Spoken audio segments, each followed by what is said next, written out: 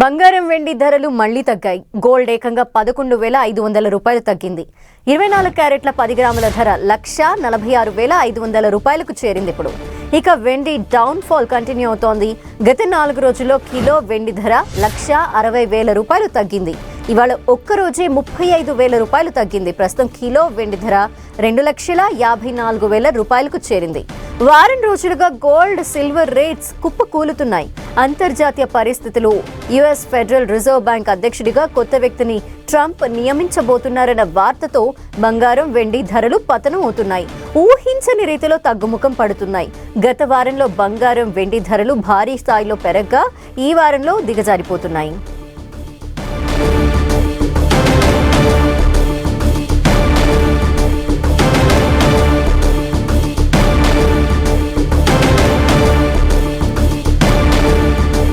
ప్రస్తుతం బంగారం వెండి ధరలు దిగొస్తున్న క్రమంలో ఏం జరగబోతోంది, ఇంకా ఎంత తగ్గబోతున్నాయి, ఇటువంటి అంశాలకు సంబంధించి మార్కెట్ అనలిస్ట్ ప్రభు గారు మనతో పాటు ఫోన్ లైన్ లో ఉన్నారు. వారితో మాట్లాడి తెలుసుకుందాం. ప్రభు గారు నమస్తే. నమస్తే అండి.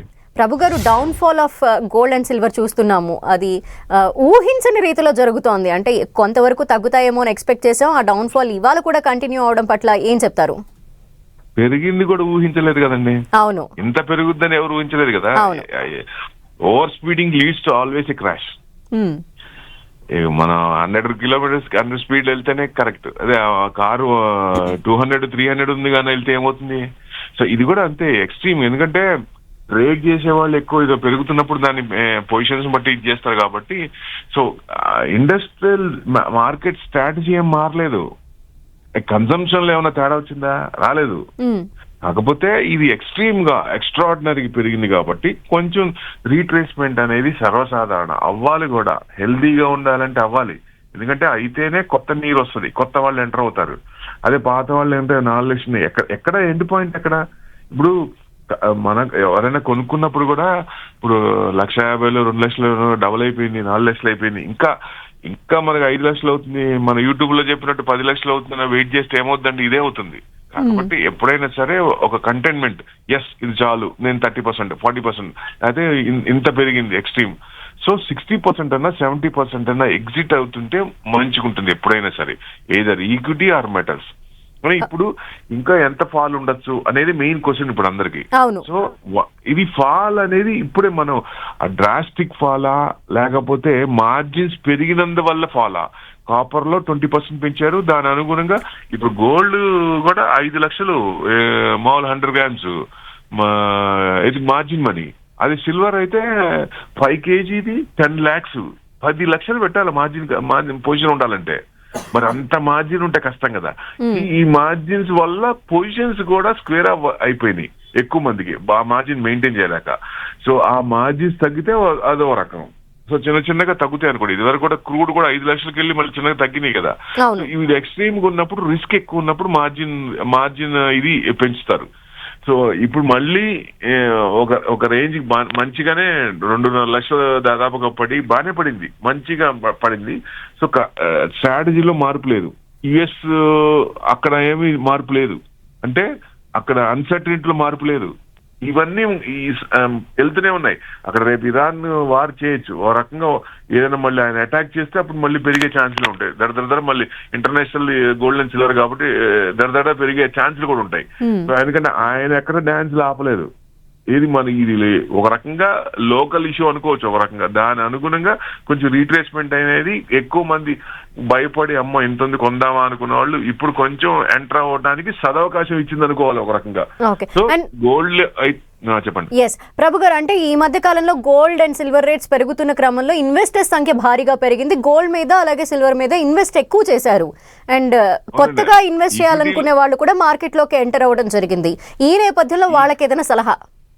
ఈక్విటీ ఇబ్బంది పడే వాళ్ళకి ఆల్టర్నేట్ అసెట్ క్లాస్ లో గోల్డ్ అండ్ సిల్వర్ పెరుగుతాయి, సహజం ఇది.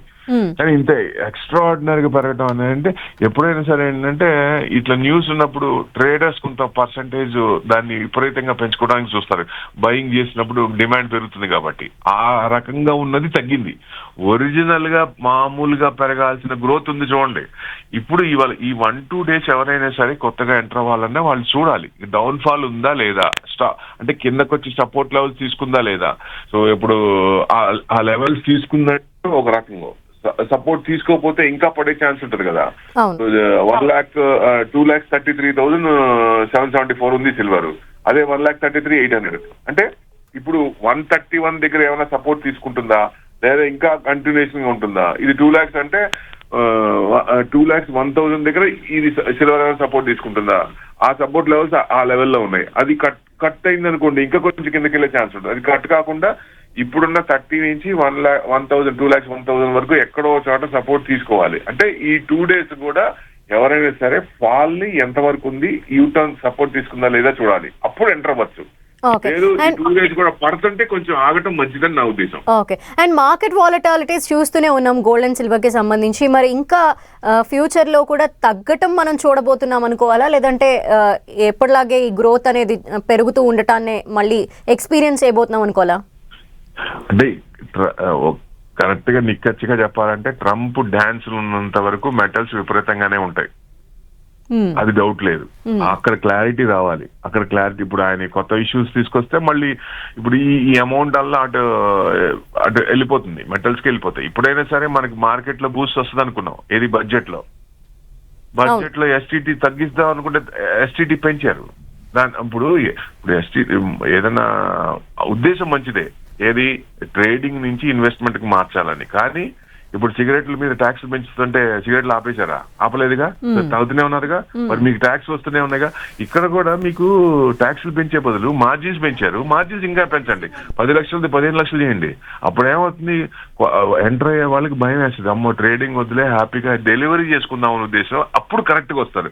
అంతేగాని మీకేమో ట్యాక్సులు అవసరానికేమో ట్యాక్సులు కావాలి, మీరు జనాలేమో ఇబ్బంది పడాలా? మీరు 10 days బ్యాక్ ఫైనాన్స్ మినిస్టర్ గారు బయటకు వచ్చే కదా రిటైల్ వాళ్ళు ఆపొద్దు అని చెప్పింది, మీరు కొనండి అని చెప్పి భరోసా ఇచ్చింది. అందుకే కదా అందరు ఆశ పెట్టుకుంది మార్కెట్ లో.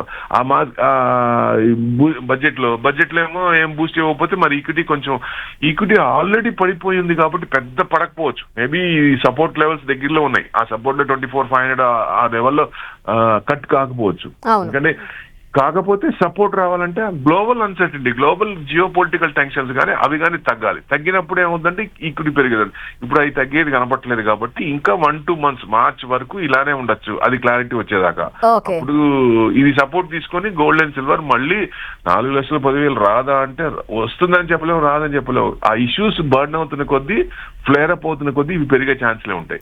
కానీ జనరల్ గా గ్రోత్ అనేది ఉంటుంది. గ్రోత్ అనేది సిల్వర్ మెటల్ లో కొంచెం ఇండస్ట్రియల్ కన్సంప్షన్ ఉంది కాబట్టి ఉంటుంది. లాంగ్ టర్మ్ అయితే ఉండొచ్చు, ఏం పర్లేదు. మళ్ళీ 4,10,000 చూస్తాం, కానీ ఎప్పుడైనా అడగకూడదు. It will take time but will come. Okay అండి, థ్యాంక్ యూ సో మచ్ ప్రభు గారు ఫర్ ద అనాలిసిస్.